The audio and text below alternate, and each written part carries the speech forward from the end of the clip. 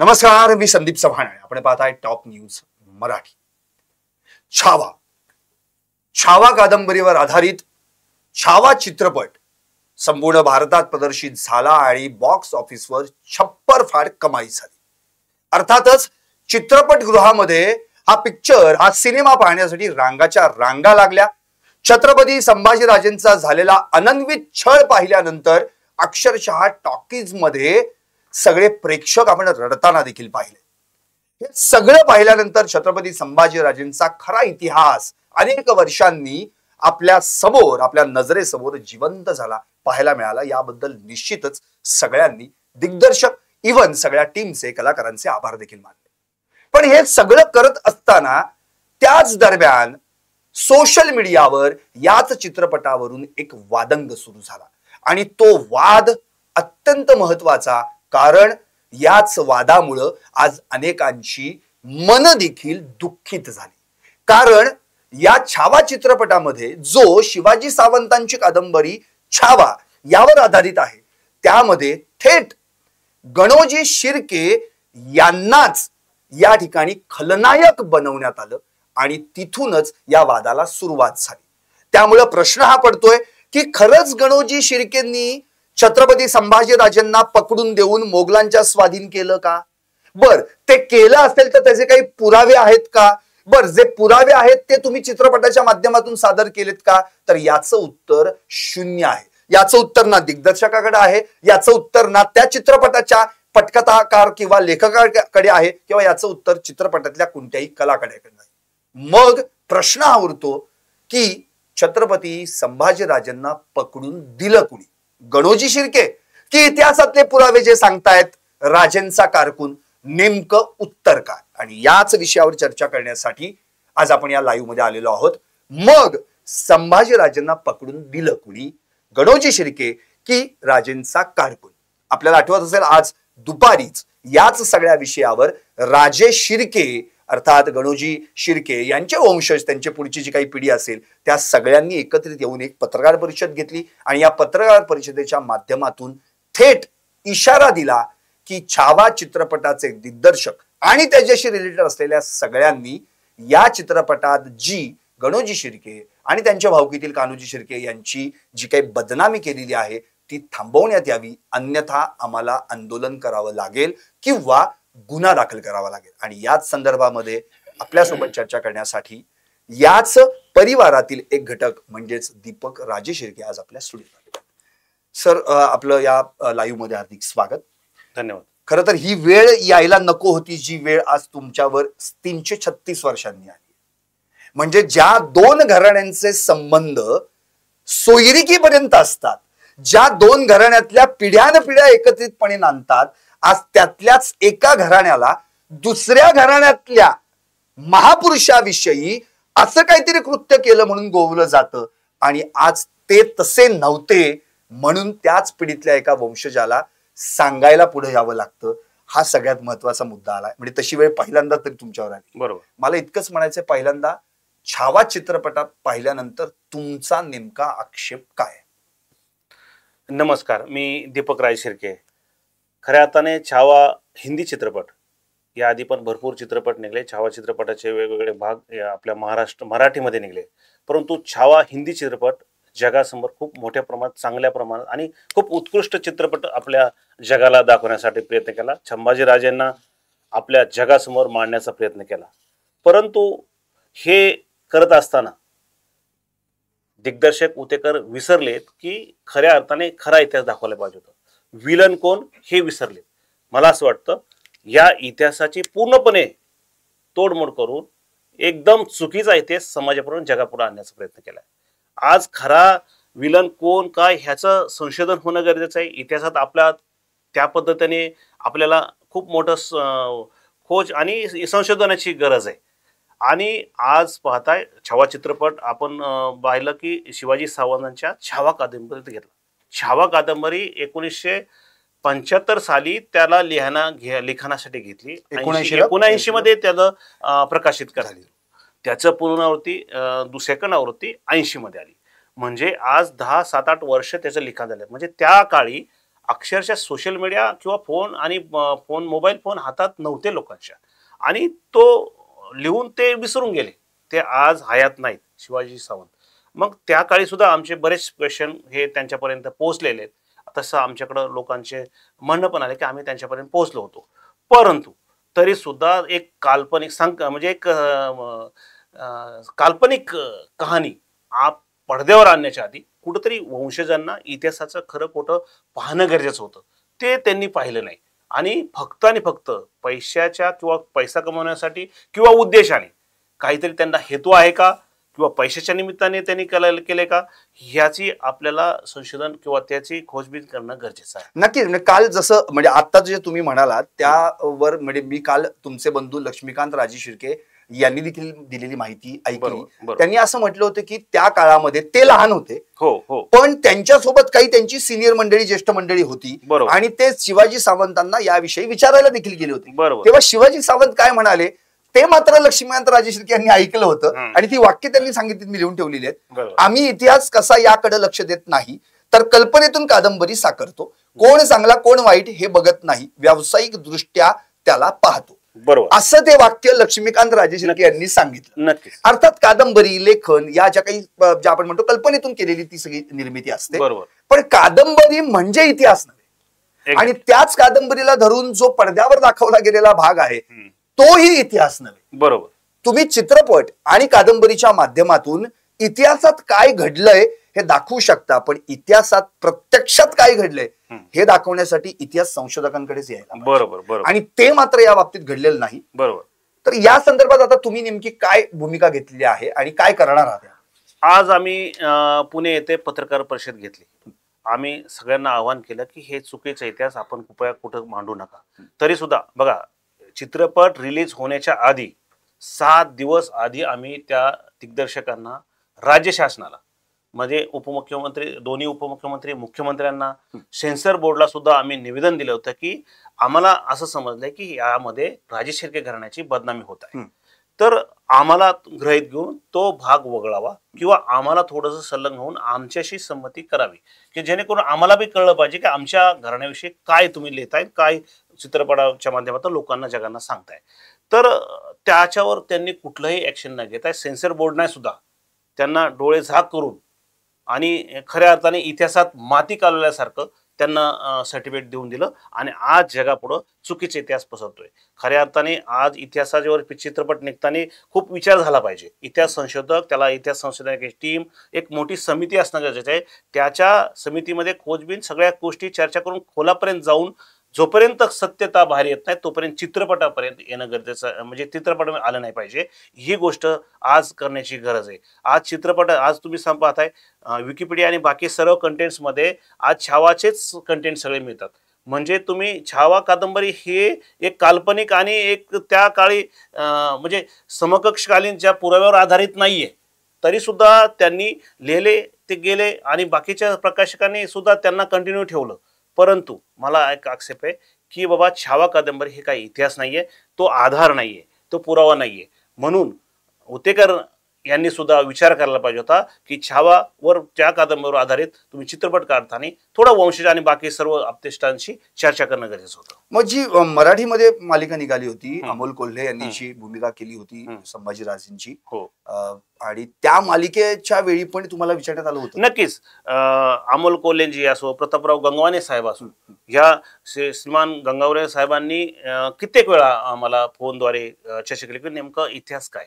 त्यांनी पूर्ण पडताळी करून ह्या धर्मरक्षक छत्रपती संभाजीराजे मालिकेमध्ये ते व्यवस्थित मांडण्याचा प्रयत्न केला. बघा, त्या काळी छत्रपती संभाजीराजे शिवरायांच्या आधी राजे शिर्के घराणे 350 वर्ष राज करत होते किंवा राजे होते. ते शिरकान हा कोकण आणि मुंबई आणि बाकी गोव्याचा भरपूर बऱ्यापैकी भाग हा शिरकान राज्य होतं. म्हणजे छत्रपती होण्याआधी 350 वर्षे जर आम्ही राज करत होतो, तर पुन्हा वतनासाठी लढतोय, वतनासाठी आम्ही मरतोय, अशा पद्धतीचा पण ते पण आता ते पण चर्चेचा विषय आहे. पण मला असं वाटतं हा चुकीचा इतिहास, कुठलाही संदर्भ नाहीये. मग तुम्ही जर डायरेक्ट त्यांना पकडून तुम्हाला पकडण्यासाठी तो रस्ता दाखवतोय गणेश शिर्के, मग गणेश शिर्के समजा महाराणी येसूबाई त्यांच्या तोंडातनं डायरेक्ट सांगतात की असे बंधू कुठल्या दुश्मनाच्या घरी सुद्धा जन्माला नाही यावे, आणि सोयराबाई तुम्हाला पान खाताना विडा वगैरे दाखव, खूप त्याच्यात म्हणजे अति करण्यात आलेले, म्हणजे इतिहासाची पूर्णपणे माती कालवली, एकदम तोडफोड करून चुकीचा इतिहास समाजापुढे आणण्यात आला. नक्की या चित्रपटातली जी काही वाक्य आहेत आणि ज्या भूमिका करणाऱ्या सगळ्या कलाकारांच्या तोंडी घातलेल्या आहेत त्यामध्ये जसं तुम्ही मगाशी म्हणालात की शत्रूच्या घरात देखील असे भाऊ जन्माला येऊ नयेत असं येसुबाईंच्यातून वाक्य आहे. शिवाय या ठिकाणी गणोजी आणि कान्होजी शिर्के या दोघींची जी जोडी दाखवलेली आहे त्यामध्ये जेव्हा राजे कुणालाही बदत नसतात, ऐकत नसतात, कुणालाही त्यांना पकडण्याची हिंमत होत नाही, त्यावेळी त्यांच्या मुखातलं वाक्य होतं त्या गणोजी शिर्के आणि राजे शिर्केचे कोण कलाकार दाखवलेत, यह राजा जंगल के राजा से भी खुखार है, जब तक उसके हात खुले है वह काबू में नहीं आए. आणि यावर पण तुम्ही आक्षेप घेतला. मला आता मूळ मुद्द्याकडे येऊया ज्याच्यावर चर्चा होणं अत्यंत गरजेचं आहे. ती म्हणजे एकतर तुम्ही हे पहिल्यांदा खोडून काढताय की गणोजी शिर्के यांनी संभाजीराजांना पकडून दिलं हे जे इतिहासात दाखवले ते या चित्रपटात दाखवले ते चुकीचं आहे. दुसरी, वतनावरून गणोजी शिर्केंनी त्यांना वतन मिळालं नाही म्हणून संभाजीराजांना पकडून देण्याचा घाट घातला हेही चुकीचं आहे असं देखील तुम्ही म्हणालेलं. त्यामुळे आता मला हे असं म्हणायचंय, मग गणोजी शिर्के यांनी संभाजीराजांना पकडून दिलं नाही याचा अर्थ कोणी काहीतरी कटकारस्थान केलेलं आहेच की. नक्कीच बरोबर. आता तो त्याच्याकडे आपण त्यानंतर येऊयात, पण प्रश्न असा आहे, मग तुमच्याकडे असे काही पुरावे आहेत का जेणेकरून तुम्ही हे सिद्ध करू शकाल की गणोजी शिर्केंनी संभाजीराजांना पकडून दिलं नाही? याबद्दल काय पुरावे? बघा, आम्हाला गेले 20-25 वर्षापासून आमचं संशोधन चालू आहे. आमचे शिवाजी राजे शिर्के आहेत जे की पैठणचे आणि आज काल पसरणीला पण जाऊन आले, ते पसरणीचे मूळ आहेत. तर त्यांनी खूप मोठं संशोधन केलं. याच्यामध्ये आम्ही पुरातत्व विभागाला सुद्धा लिहिलं की बाबा माहितीच्या आधारे असे काय पुरावे आहेत की जेणेकरून लोक ज्या छावा कादंबरीचाच सगळा कंटेंट आज विकिपीडियामध्ये येतोय. परवा मुख्यमंत्र्यांनी थेट सांगितलं की विकिपीडियावरील जो कंटेंट आहे तो हटवला गेला पाहिजे. आणि तरी सुद्धा मग त्या माहिती अधिकाराद्वारे आम्ही 2005च्या अंतर्गत 2009 मध्ये आम्ही मिळवलं की गणोजीराजे शिर्के आणि शिर्के परिवार यासाठी कुठल्याही पद्धतीने दोषी नाहीये असं लिखित आम्हाला ते दिलेलं आहे. इथं लिहिलेलं आहे, मी फक्त ते वाक्य वाचून दाखवतो की इथे गणोजीराजे शिर्के यांनी संभाजीराजे यांना पकडून दिले असल्याचे ऐतिहासिक संदर्भ अथवा पुरावे या कार्यालयात उपलब्ध नाहीत. आता हे कार्यालय कोणतं आहे तर पुराभिलेख संचालनालय महाराष्ट्र शासन. आता यांनी स्पष्टपणे जर हे सांगितलेलं आहे, हा पहिला पुरावा की यामध्ये कोणतेही ऐतिहासिक पुरावे किंवा संदर्भ उपलब्ध नाहीत की गणोजी शिर्के यांनी संभाजीराजेंना पकडून दिलं किंवा त्यांना मुकर्रब खानाला तो रस्ता दाखवण्यासाठी मदत केली. बरोबर. आणखी काही पुरावे आहेत का जेणेकरून राजे शिर्के आणि भोसले या दोन घराण्यांशी अत्यंत जवळचे संबंध आहेत असं काही पुरावे आहेत का? बघा, छत्रपती घराण्याचे वंशज आणि छत्रपती घराण्याबरोबर राजे शिर्क्यांचे सलग छत्रपती शिवराय आणि आतापर्यंत 13 पिढ्यामध्ये म्हणजे छत्रपती शिवराय, छत्रपती संभाजीराजे यांच्यानंतर सुद्धा 13 पिढ्यांमध्ये आमचे सोयरी एकदम गोडी आणि सगळ्या व्यवस्थितपणे आमच्या एक दुसरे सखी सोयरी आणि एक दुसऱ्याचे नाते संबंध आहेत. अच्छा. आणि एवढं असून सुद्धा म्हणजे रोटीबेटी व्यवहार झालेले आहे. नक्कीच आजपर्यंत. आज आमचे अमितराजे शिर्के पण होते, त्यांचं पण सगळ्या गोष्टी आम्ही सगळेच वेगवेगळ्या संस्थानिक आहेत. त्याच्यामुळं राजे शिर्के आणि भोसले, छत्रपती भोसले परिवार यांच्याशी, छत्रपती घरांशी आमचे म्हणजे छत्रपती संभाजीराजे शिवरायांपासून 13 पिढ्यामध्ये आपले संबंध जर असतील तर जर त्यावेळेस जर आपण पकडून दिला असतं त्यावेळेस दोष असतात. नक्कीच. मला खरं म्हणजे माझ्या प्रेक्षकांना मला हेच सांगायचंय की छत्रपती संभाजीराजांना गणोजी शिर्के किंवा त्यांच्या भावकीतील कान्होजी शिर्के यांनी पकडून दिलं असं जर खरं असतं, सत्य असतं तर दोन घराण्यांमध्ये कायम वितुष्ट राहिलं असतं, शत्रुत्व आलं असतं. मग एकमेकांची सोयरीक मिळवण्याचा विशेष नाही, तोंडच बघायचा संबंध येत नाही. पण छत्रपती संभाजीराजांचा मृत्यू झाल्यानंतर देखील जवळपास अशी 13 उदाहरणं आहेत की ज्या उदाहरणांमध्ये या दोन्हीही घराण्यांमध्ये सोयरिकीचे संबंध आहेत. म्हणजे दूध आणि साखर ऑलरेडी मिसळलेली आहे दोन्ही घराण्यांमध्ये, त्यांच्या पिढ्या पुढे आलेल्या आहेत. मग गणोजी शिर्के किंवा त्यांचे त्या काळचे जे सगळे काही साथीदार असतील त्यांच्यावर हा आरोप का केला गेला? मग हा कोणी जाणून बुजून केला का हे षडयंत्र होतं या मागे? दोन घराण्यांमध्ये भांडणं लावून मराठ्यांमध्ये भांडणं लावण्याचा प्रयत्न त्या काळात झाला का? या प्रश्नांची उत्तर देखील आपल्याला शोधावी लागणार. आता आणखी या संदर्भात आणखी कुठला असा वेगळा पुरावा आहे की जो हे फिट करू शकतो की गणोजी शिर्के ते नव्हते, कान्होजी शिर्के नव्हते तर आणखी कोणतरी वेगळीच व्यक्ती होती? असा काही पुरावा आहे? नक्कीच. बघा, आपल्याला फ्रान्सिस मार्टिन, जे की फ्रेंच इथं गव्हर्नर, म्हणजे पॉंडिचेरीमध्ये ते डायरी म्हणजे आताची लिहायचे पुद्दुचेरी. आणि पुढे ते रिपोर्टिंग करायचे. बर बर. त्या काळी समकालीन, म्हणजे त्याच काळी ज्या काळामध्ये छत्रपती संभाजीराजांना पकडलं ते समकालीन लिखाण आहे तो. बरोबर. मग त्या काळी त्यांनी काय म्हणले की कोणी कारकून, अगदी बरोबर. म्हणजे तो काय त्याच्या- मी सांगतो, म्हणजे अगदी तुम्ही- एकच मिनिट आहे माझ्याकडे. तो पुरावा पण फ्रँकोइसिस मार्टिन म्हणून त्याची कॉपी कॉपी आहे. तो पुरावा म्हणजे तो काळ आहे 1675 ते 1706. छत्रपती संभाजीराजांचा जो जन्म झाला 14 मे 1657 आणि मृत्यू आहे 11 मार्च 1689. म्हणजे 57 ते 89. आणि त्या फ्रँकोइसिस मार्टिन यांचा काळ आहे 1675 ते 1706. म्हणजे 31 वर्ष ते या भारतात, म्हणजे आपल्या त्या काळच्या हिंदुस्थानात होते आणि त्यातली बरीचशी वर्ष तरी पुद्दुचेरी किंवा मग संगमेश्वर, राजापूर या परिसरात घालवली. बरोबर बरोबर. म्हणजे काळ तर मॅच झाला. नक्कीच. त्याच्यात एकदम साफ आणि क्लिअर दिले की राजांच्या कित्येक ब्राह्मण सल्लागारांनी, म्हणजे कोण कसं आणि कारकुनांनी, म्हणजे कारकून हा शब्द म्हणजे त्यावेळेस कोण लिखाण होतं, कोण हुशार होतं, कोण लिखाण काम करत होतं, हे सगळं त्या सगळ्यांना माहितीच आहे. त्याच्यामुळं त्या काळी राजांचे चिटणीस किंवा कारकून कोण होते, बरीच मंडळी होती, कारभारी मंडळी, यांच्याच माध्यमातून काय तिथं झालेल्या गोष्टी. त्याच्यामुळं हे स्पष्ट आहे. मला असं वाटतं ह्याच्यावर जास्त त्यांनी काय म्हटलंय ते फक्त ऐकावा की जे फ्रँकोइसिस. हो, ओके. म्हणजे हे जे फ्रँकोइसिस मार्टिन होते, अर्थात फ्रेंच गव्हर्नर, म्हणजे पुद्दुचेरीचे पहिले गव्हर्नर त्यावेळची पॉंडिचेरी. आणि त्यांची एक वसाहत म्हणजे फ्रँचायसी आपण म्हणू, जी संगमेश्वरच्या जवळ असलेल्या राजापूरच्या परिसरात होती. बरोबर. आणि ते त्या ठिकाणी यायचे. अर्थात ते रोज एक डायरी लिहायचे, ज्याला आपण रोजनिशी म्हणतो. अर्थात ते डायरी लिहायचे. आणि त्यांनी त्या काळात 1689 मध्ये मार्च महिन्यामध्ये एक डायरीतली नोंद केली. बरोबर. ऍक्च्युली 1 फेब्रुवारी 1689 छत्रपती संभाजी महाराजांना पकडण्यात आलं, म्हणजे मोगलांच्या सैन्याने पकडलं. बरोबर. नंतर त्यांनी हे मार्च महिन्यात नोंदवलं. का? अर्थातच त्या काळात काही वृत्तपत्र नव्हती किंवा कुठली अशी माहिती नाही की लगेच बातमीदार आले आणि दुसऱ्या दिवशी पेपरात बातमी आलेली आहे. तर ती बातमी त्यांच्यापर्यंत पोहोचणं यासाठी जो काही कालावधी लागला तो साधारण 17-18 दिवसांचा किंवा 20-25 दिवसांचा असू शकतो. आणि त्यांनी जी नोंद केली ती नोंद काय आहे, यामध्ये म्हटलेलं आहे त्यांनी की संभाजी राजास मोगल फौजांनी पकडून दिले. कुठल्या? याच महिन्यात, म्हणजेच काय 1 फेब्रुवारी 1689. 1 फेब्रुवारी 1689 ते 11 मार्च 1689 हा जो काही 39-40 दिवसांचा आनंदवित छळ त्या औरंग्यानं केला होता आणि त्या मोगल सैन्यानं, तो काळ आहे हा.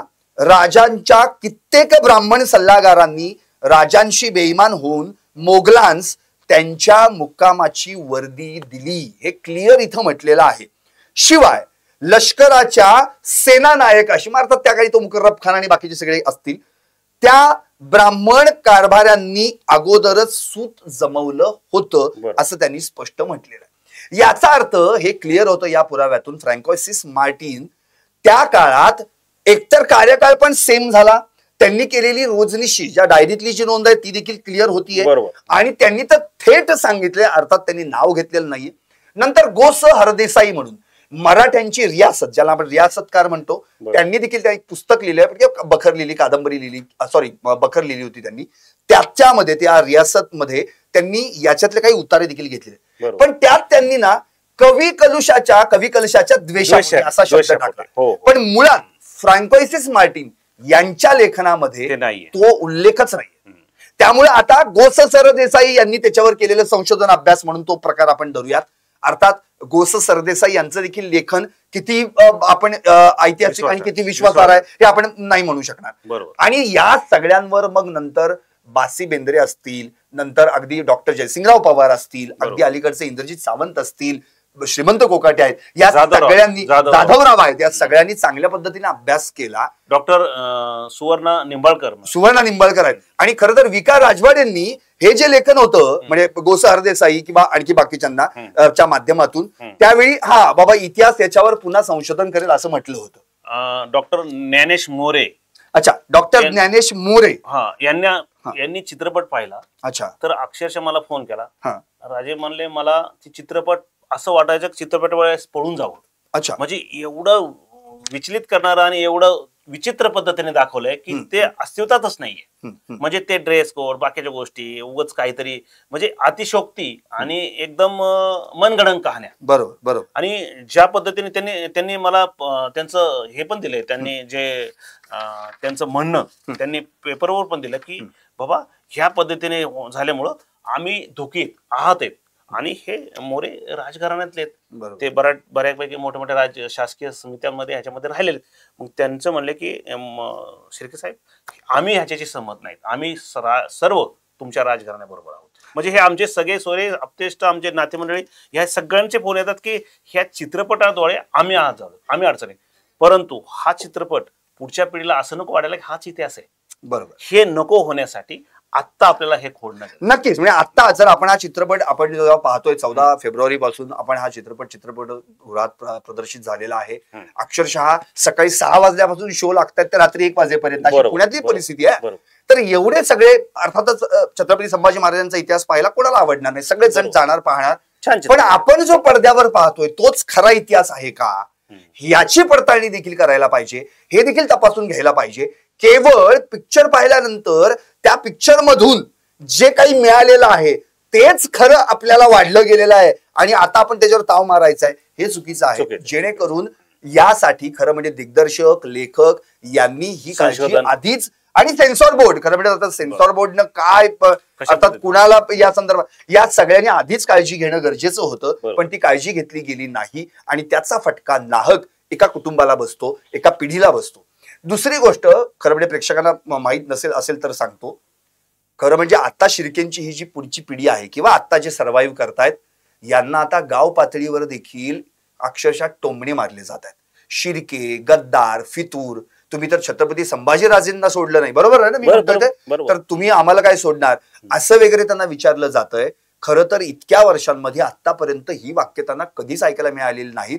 खरं तर ते प्रत्येक ठिकाणी राजकारणात, समाजकारणात, सांस्कृतिक प्रत्येक गोष्टींमध्ये शिर्केंचं घराणं आहे, त्यांचे सगळे वंशज आहेत. इतकंच नव्हे, संपूर्ण शिर्के कुटुंब जर बघितली एकूण तर महाराष्ट्रात लाखोंच्या वर घरं लाखो घर आणि 50,000 तर तुमची संघटनेचे सदस्यच आहेत आणि इव्हन ऐतिहासिक वंशज घराण्याचे देखील एकत्र आहेत. मग त्यामध्ये अगदी स्वतः म्हणजे मालुसरेंचं देखील घराणं असेल, अशी एवढी सगळी घराणी असताना तुम्ही पाहता ह्या समितीवर सर्व घराण्याचे एक्झॅक्टली भोसले घराण्याचे सुद्धा मार्गदर्शकांनी संस्थापक श्रीमंत शिवाजीराजे भोसले तंजावर, म्हणजे तंजावरची गादी, कोल्हापूरची गादी, या सगळ्यात सर्व. मग एवढं सगळं असताना आपण एका कुठल्या तरी व्यक्तिमत्वाला धरून अमुक तमुक याच व्यक्तीनं संभाजीराजांना पकडून दिलं याचा कोणताही पुरावा उपलब्ध नसताना विनाकारण सोशल मीडियावर हा वाद पेटवणं हे योग्य नाहीये. खरं म्हणजे या पिढीला जो काही त्रास होतोय आणि हा जर इतिहास असाच खोटा चालत राहिला पुढे तर पुढे काय होणार. सिनेमॅटिक लिबर्टीच्या नावाखाली आपण इतिहासाची तोडमोड करतोय हे किमान भविष्यात पिक्चर तयार करणाऱ्या तरी दिग्दर्शकांना कळलं पाहिजे आणि याच्यावर सेन्सॉर बोर्डाने काम करणं अत्यंत गरजेचं आहे. आता आणखी एक महत्वाचा पुढचा मुद्दा तो म्हणजे मग जर आता हा फ्रँकोइसिस मार्टिन यांचा जो एकमेव पुरावा उपलब्ध आहे की ज्यात राजेंचा कारकून आहे त्याच्यात त्यांनी त्यांचं नावही घेतलेलं नाही, अर्थात त्यांच्यापर्यंत नाव पोहोचलंही नसेल, बरोबर. तर मग त्या दृष्टिकोनातून आता इतिहास संशोधकांनी खरं म्हणजे शोध मोहीम सुरू करायला पाहिजे, अभ्यास सुरू करायला पाहिजे, संशोधन करायला पाहिजे की नेमकं कोण आहे. पण त्यामुळे म्हणतो ना आपण नाही काही सापडलं तर उगाच सापडलं भुई बदलवायची, याला काही अर्थ नाहीये. गणोजी शिर्के आणि त्यांची घराणं किंवा पुढची येणारे जे वंशज आहेत त्यांचे या सगळ्यांना पिक्चर बद्दल काहीही म्हणणं नाही.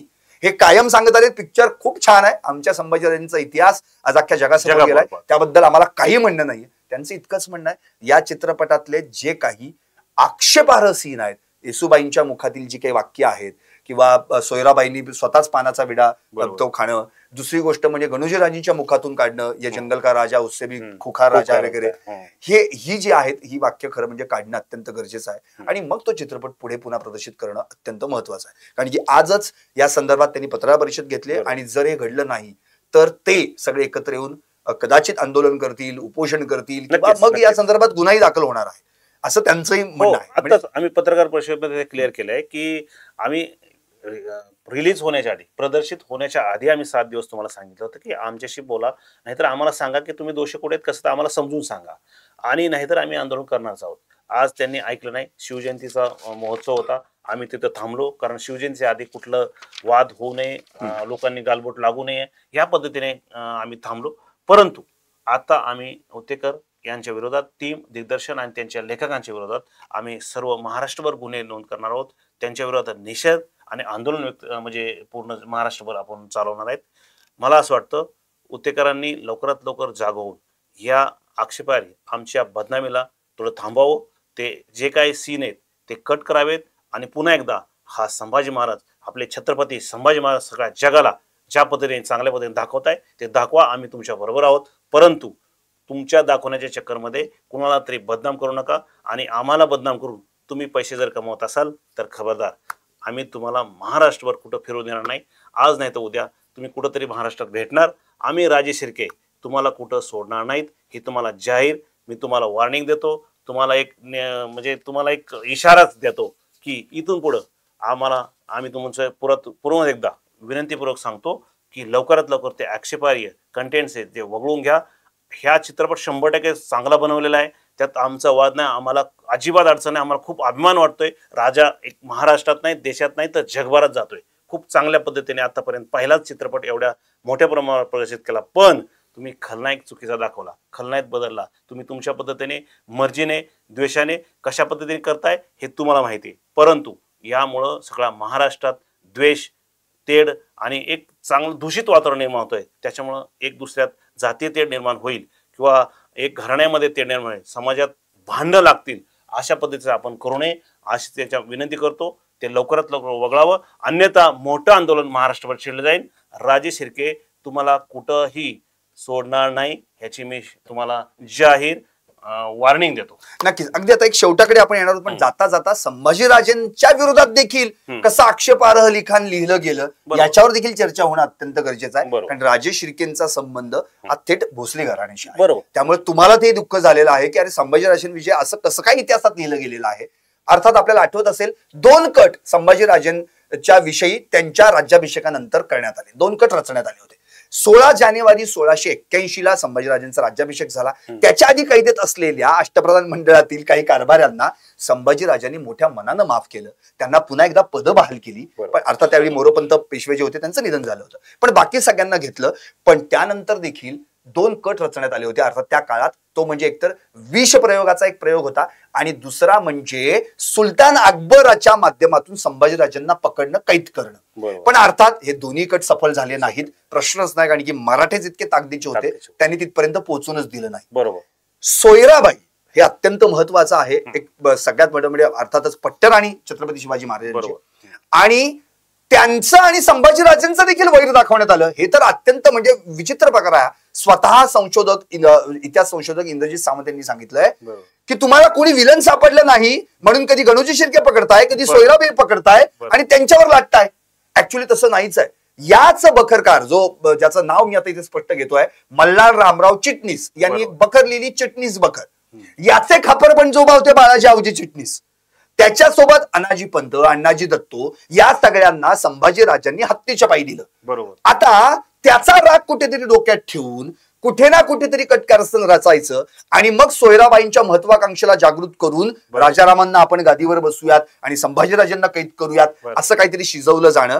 हे सोयराबाई त्या सोयराबाई होत्या आणि आपण काय इतिहास सांगतोय लोकांना, अरे आमच्या पिढ्यांना तर तुम्ही काय इतिहास सांगताय.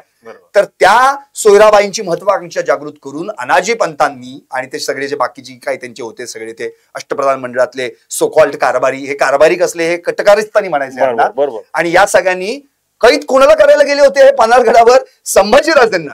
पण हंबीरराव मोहितेंसारखे सरसेनापती असतील तर कसं घडेल. तिथं देखील मराठा येतो. तिथे देखील मराठा येतो जो स्पष्टपणे उभा राहिलेला आणि सांगितलेला आहे, अरे छत्रपती शिवरायांना वचन दिलं होतं त्यांनी की शेवटपर्यंत या घराण्याशी एकनिष्ठ राहीन, मृत्यूपर्यंत म्हणजे 1687 पर्यंत. या चित्रपटात देखील भूमिका केली आशुतोष राणांनी, अंगावर काटा उत्तम भूमिका केलेली आहे.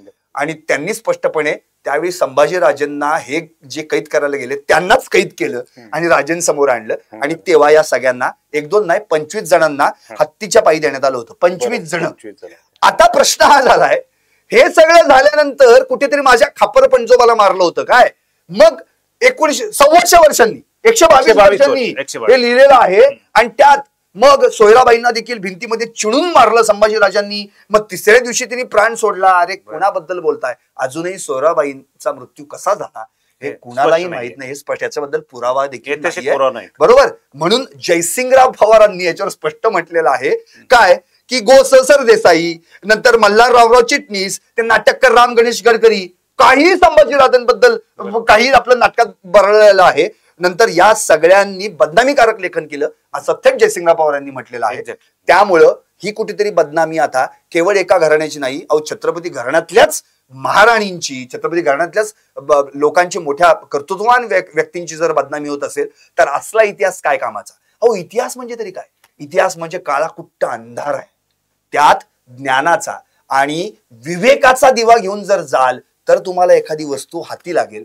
आता ती हाती लागलेली वस्तू खरंच तीच आहे का याच्यासाठी तुम्हाला सत्सद विवेक बुद्धी वापरावी लागेल. नाहीतर हातात दिवा असून का उपयोग नाही. नाहीतर तो ज्ञानाचा दिवा काही चटके ह्याची काळजी घेतली पाहिजे. आणि मग जेव्हा तो प्रकाशात आणाल तेव्हा तो लख्ख प्रकाशात आल्यानंतर किती खरा किती खोटा याचा तपास व्हायला हवा. असेच काहीतरी पुरावे काळ्या कुट्ट अंधार हाती लागले, घेतले, कादंबरीत घातले, चित्रपटात टाकले आणि लोकांसमोर आणले. याच्यानं काही फायदा झाला नाही. दुःखी झाली ती फक्त मराठी समाजातली माणसं, 18 पगड जातीतली माणसं, बहुजन समाजातली माणसं जी एक आहेत. म्हणून माझं एकच मागणं या सगळ्यांना की आता जे इतिहास संशोधक आहेत त्यांनी कृपा करून छत्रपती संभाजीराजेंचाच नव्हे तर संपूर्ण आतापर्यंत आपला जो इतिहास आहे तो छान शौकीनपणे उत्तम व्यवस्थितरित्या संशोधित करावा. त्यातलं जे चुकीचं आहे ते पूर्णपणे गंगेत फेकून द्यावं आणि जे खरं आहे त्या आमच्या पिढ्यांना आमच्या अभ्यासक्रमात आणावं, जेणेकरून कोणत्या एखाद्या पात्रावर एखाद्या व्यक्तीवर अन्याय होणार नाही आणि पुढे भविष्यात त्यांच्या वंशजांना त्या अन्यायाची फळं भोगावी लागणार नाहीत. मला इतकंच या कार्यक्रमातून सांगायचं होतं. शेवटी प्रश्न हाच आहे, मग संभाजीराजांना पकडून दिलं कोणी? गणोजी शिर्के की राजेंचा कारकून? याचं उत्तर शोधण्याचं काम इतिहासकारांचं आहे. आपण उगाच व्हॉट्सअप आणि फेसबुकवर यांनी मारलं त्यांनी मारलं बोलण्यात अर्थ नाही. 300-350 रुपये देऊन पिक्चर बघितला याच्यापेक्षा आपण काही केलं नाही. आपण पिक्चर पडद्यावर पाहिलेला आहे. प्रत्यक्षात इतिहास पाहायचा असेल तर अनेक वाचनालय, अनेक लायब्ररीज, अनेक इतिहास संशोधकांची पुस्तकं खुली आहेत. तिथं देखील वाचून त्यातनं काहीतरी ज्ञान घेऊन आणि ते सार काय आहे हे पाहून मग तुमच्या व्हॉट्सअप, फेसबुक आणि ज्ञानामध्ये भर घालण्याचा प्रयत्न करावा. नाहीतर केवळ इतिहास कलुषित करणारी पिढी याच्या पलीकडे आपल्याला पुढचा दोष कुठलाही लागणार नाही. शिर्के साहेब धन्यवाद, तुम्ही लाईव्हला आलात आणि तुमची बाजू मांडलीत. प्रश्न हाच आहे की जी काही तुमच्या आता कुटुंबाला, परिवाराला जो काही नाहक त्रास होतोय तो त्रास निश्चितच आता छावा चित्रपटाच्या टीम पर्यंत पोहोचलेला आहे. मुख्यमंत्री, उपमुख्यमंत्री, अगदी तुम्ही आता सिपिनची पण गाठ घेऊन आलेला. तर या सगळ्यावर एक उत्तम मार्ग काढावा. आणि एवढं मात्र नक्की सांगेन, छावा चित्रपट जरूर पहा, पण त्यातला खरा इतिहास पहा. जो खोटा आहे तो मनात घेऊन येऊ नका. शेवटी एक वाक्य आहे त्याच्याने मी शेवट करतो, सारतेची घ्यावे असारते जाणवणी त्यागावे. जे खरं असतं, उत्तम असतं, सकच असतं ते आत घ्यायचं असतं, टरफल टाकायचं असतं आणि त्यातला शेंगदाणा, जो दाणा आहे, जो गाभा आहे तो आत घ्यायचा असतो. टरफला सकट खाल तर काही हाती लागणार नाही. पाहत राहा टॉप न्यूज मराठी, आपला महाराष्ट्र, आपली बातमी. थँक्यू.